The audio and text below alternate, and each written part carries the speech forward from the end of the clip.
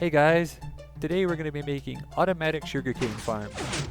This is going to be a tutorial based on my Mach 2 system here, which is slightly improved because it's smaller, faster, more efficient, a little less laggy, and has a few new features to it. This is going to be a two-step tutorial. The first step is just going to be basic mechanical structure, which you could use to sort of add it to any system you would like. It's not going to have any wiring, it's just going to be the setup. The second part is going to be an automation tutorial that shows you how to add my T flip-flop bud switch to make it a fully automatic system. So, without further ado, let's jump to step one.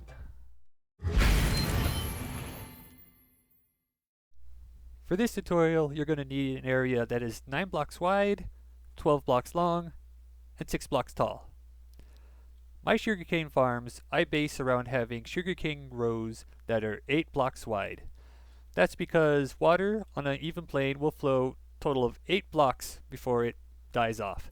So I build my farms around an 8 block long rows, like so. Now before we begin, the first thing you probably want to do is figure out where you want to collect your items and put a chest there. And then behind that, you want to shift right click on the chest with the hopper. And this is where the sugarcane will fall into to collect. Alright, now that we have that set up, we can start building the farm.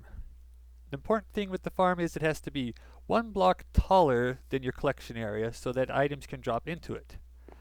So, as we have right here, this is 1 block tall, so we build a row of 8 dirt wide. You can use sand too if you want. There is actually no difference between using sand or dirt. Now between these, just want another row of some kind of block, and this is going to be where the items will be transported on over here to the collection tray. Now as we all know, sugarcane requires there to be water present at the same level as the dirt or sand that it's growing out of. So we need to make some water troughs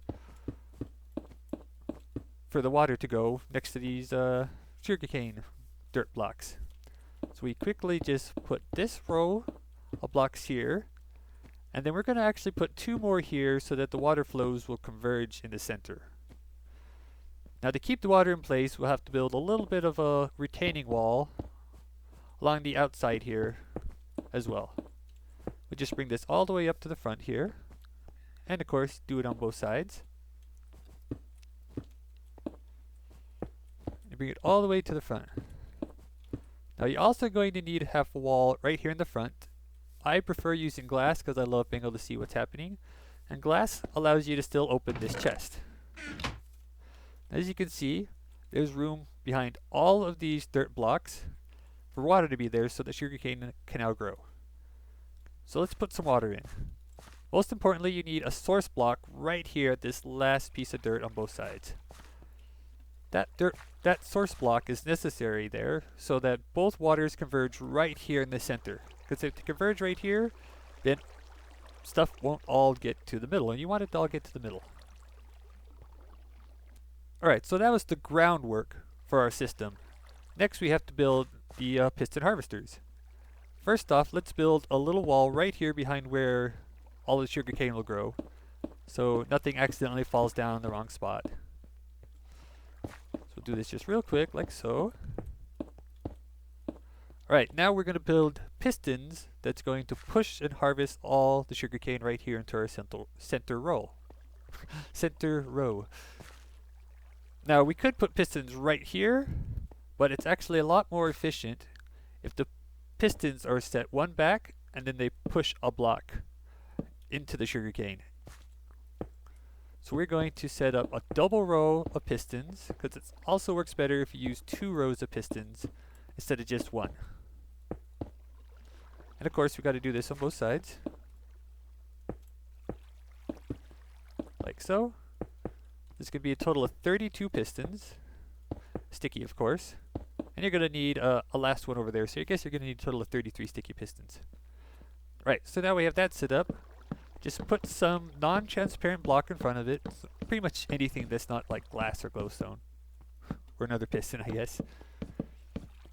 And just cover these sticky gooey walls with your block. Alright, now we're almost ready. first we need to build a little bit of a tiny retaining wall, right there. And let's get our sugarcane. So just plant this all in a nice little row down one side. There's 8. Plant it down this side. There's a total of 16. And now put the water at this last block here. And as you can see, because this is 8 blocks wide, it will end right here. So everything will just conveniently drop right into this collection bay. Alright. Now, last thing we need to do to get this ready for automation is just put where the wires will have to be to get these pistons to all work properly. So just put a row of blocks at the same height as the top layer of pistons, and do it on both sides. And then string a line of redstone on them.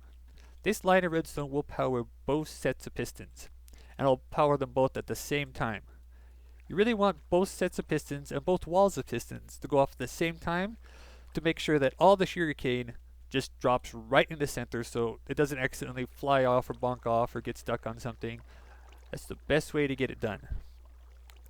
So this is the basic setup that you can then wire to anything you want. You can even put both of these strings of redstone down here, connect it with a lever, and just do it the old-fashioned way. You can use a daylight sensor, or we could be using a T flip-flop bud switch, which of course is my preference.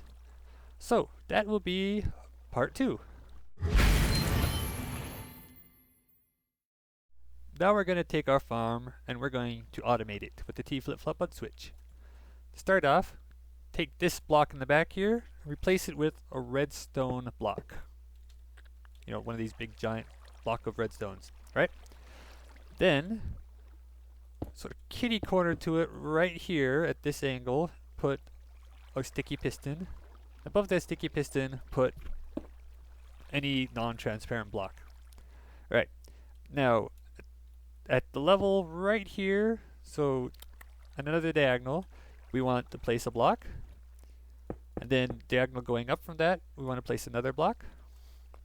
And then a diagonal going in the other direction, we want to place another block. And then we're just going to wrap this around until they're touching these strings of redstone on the side here. Like that. Alright? Now this is where the redstone is going to be placed, but we don't do that till the very end, alright? Now the next thing we need to do is we got to place a block right here. This is our indirect power block, and when this is indirectly powered, it creates this T flip-flop bud switch. And we need a block right here to feed power into that. Alright, now we got to use 3 redstone repeaters here. One here to prevent this like bleeding out when you indirectly power it. It also makes the redstone signal go all the way over here. And another one like right here. Make sure that these 2 are at the same notch speed so that both walls go at the same time. Alright, next put a repeater feeding this direction into this block, and the higher setting you put it at, the longer these blocks will stay pushed out, so the less chance that sugarcane will fly all over the place and go crazy. Alright, now we have that set up, we just put some wire in between everything. And like I said, lastly, you want to place this one right here. And there we go. You can even test it out if you want. Look at that work. Beautiful, isn't it? Alright.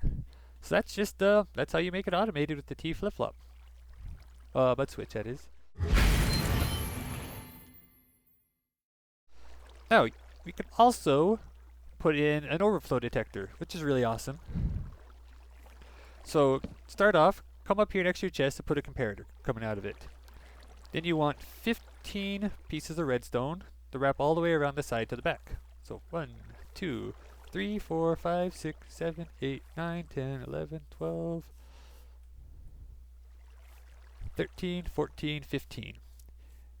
And as you can see, this redstone just goes right under the structure that's already here, so it actually doesn't make it any bigger at all. Right, so you want it to end right here. Place a block right at the end. It should be the center of your device. and it should be right here on this outer edge, okay?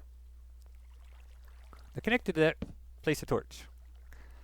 Above this torch, I'll place a block, and then place a torch on top of that. And as you can see, that activates this system. If this was full, then this comparator would have a full strength 15 signal, which would then come all the way over here and turn this torch off like that. Which would then lock these in place, making no more sugarcane grow at all. Cool thing about this, you can also just add a block right here, put a lever on, and anytime you want to just manually harvest, you can just go over, flick the lever, flick it off, and you're set again. If that doesn't look aesthetically pleasing enough for you though, you are always totally free and welcome to just make this whole system stick out just one little point farther by just sticking out that far. Put another hopper in there. Whoop. Where's my glass? There's my glass. And then the comparator can come out of this hopper, so that means when the chest and the hopper are full, it would turn off. And then you could just put a row of nice pretty blocks in front of here, like so. And then put the lever right there. And nobody is none the wiser.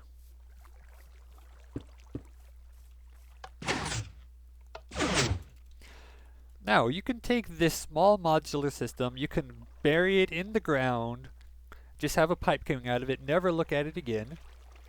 You could make like a tower of them like 20 tall. You can make them 20 wide, as long as you just hook them all up together. It works really good. One final thing we can do before we finish is build up some of these walls so that when the sugarcane gets harvested, it stays inside this area. So we just put blocks there. Put some right here. And put some right here. This should prevent any stray sugarcane from flying out. And now you are set. Hope you guys enjoy it. Thank you for watching. If you want any other tutorials, or you want to see anything else cool, drop me a line. Have a good day, guys. Enjoy your Minecraft.